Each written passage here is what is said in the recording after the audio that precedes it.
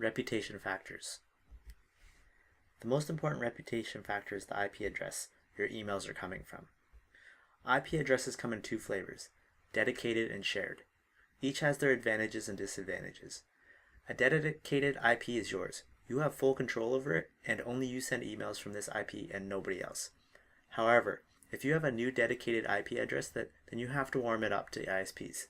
You're like the new kid on the block, so you can't just start sending millions of emails out if ISPs have never seen your new IP before. They'll just end up throttling your emails, as in slowing them down, or filtering to junk mail, or outright banning you. Why? Because that's something a spammer might do, and they do. A shared IP is something you share with other email senders. If those senders have bad email marketing habits, that may affect your sending campaigns as well. Because to ISPs, the IP address is sending bad spammy looking emails. If you're using an email service provider, unless you pay a premium, you're most likely using a shared IP. But don't freak out, because ESPs must have high deliverability rates if they expect to have happy customers, so they'll do a lot to protect their reputation. Domain reputation is the reputation of the domain name that you are sending from. The reputation of all these domains is factored into sender reputation and includes subdomains as well. ISPs will look at various engagement metrics on the sender domain to determine its reputation. In addition to sender domains, they'll also look at the domain of any images that are in the email, as well as any links in the email. We'll discuss these engagement metrics in the engagement module.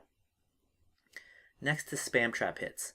That is, if you're scraping email addresses and scrape a spam trap email address, or email an abandoned email address that an ISP may have turned into a spam trap, then your reputation takes a hit.